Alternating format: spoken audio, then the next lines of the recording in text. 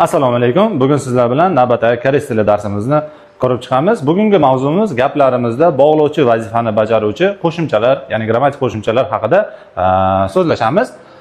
Xo'p, birinchi grammatika qo'shimchamizni ko'rib chiqaylik. Bu bizda go deb talaffuz qilinadi koreys tilimizda, sifat hamda fe'llarga qo'shilib keladi. Buning o'zbek tilidagi tarjimasi ip degan narsani beradi. Bu grammatikamiz eslaringda tursin. Vergul o'rnini bosuvchi qo'shimcha hisoblanadi. Buni grammatikani qo'ymaydigan bo'lsak, vergulni qo'yishimiz kerak bo'lib qoladi. Xo'p, bularni misollarda ko'radigan bo'lsak, chinguril mannago pabil mog'asaya. Do'stimni uchratib, boya tarjimasini aytdik biz ip deb. Mana bu joyda bizda kelyapti fe'l holatida, ya'ni do'stimni uchratib, ovqatlandik, ovqat yedim degan narsa bo'lyapti. I kochi yepulu sayo. Bu gul chiroyli bo'lib, ip degan narsa endi bizda sifatga kelyapti. Hamda arzon degan narsa bo'lyapti.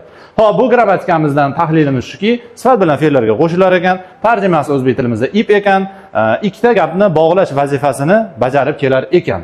Xo'p, yaxshi, keyingi grammatikamizga ketdik. Keyingi grammatikamiz faqatgina fe'llargagina qo'shiladi. O'zbek tilimizda tarjimasi yoki degan narsa bilan bo'ladi. Xo'p, bularni misollarda ko'rib chiqaylik. Shijange sagvaril sagona subagil sayo. Ya'ni biz o'tgan darsda biluvdikki, Shijang nima edi? Bozor. Bozorda olmani sotib olaman yoki tarvuzni sotib olaman degan narsa bo'lyapti. Xo'p, mana bu joyda bizda kelyapti. Mana e'tibor qaratinglar, fe'lda bu sifatda kelmaydi. Undan keyin chonin chegil ilkona umagil turaya. Men kitobni o'qiyman yoki mana bizga kelyapti qo'shiqni, ya'ni ashulla eshitaman degan narsa bo'ladi.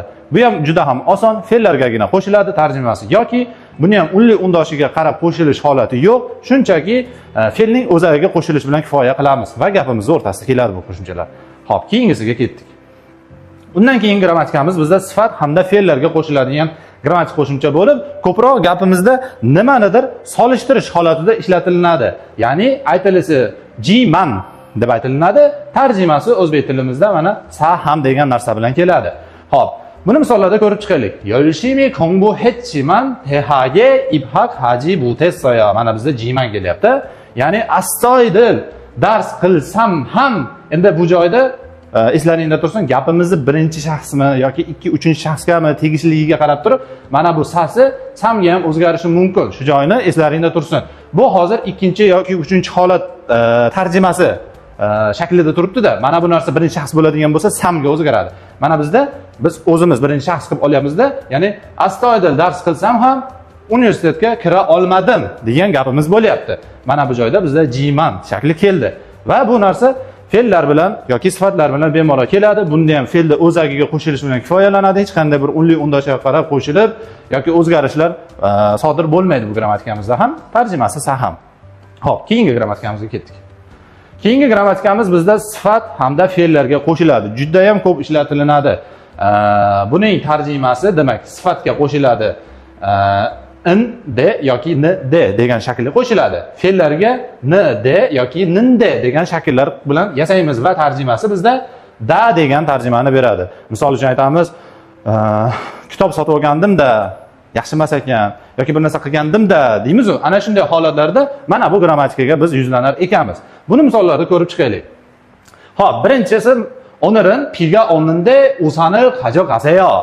Ya'ni bugun yomg'ir yog'ayapti-da. Zontikni, ya'ni soyabonni olib keting. Undan keyingisi chegi chuunde qabshi pisayo. Kitob yaxshi-da, narxi qimmat.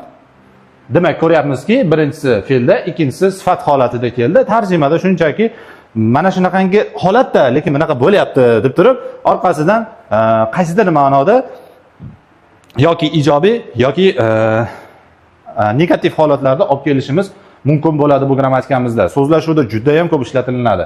Xo'p, bu grammatikamizda ham tushunarli bo'lsa, endi keyingisiga ketdik. Xo'p, endi uyga vazifa qismimiz bolalar har doimgidek mavzulashgan so'zlarni berib boryapmiz. Bundan buyog'iga hyudepon, telefon, eokon, konditsioner, tin, lampochka, televizor, sonpungi, ventilyator, nallo, pechka degan so'zlarimiz bor. Bularni daftarlarimizga yoza olamiz va yanagi darsgacha bugungi o'tilgan grammatika hamda so'zlarimizni yodlab, yana darsda ko'rishguncha xayr.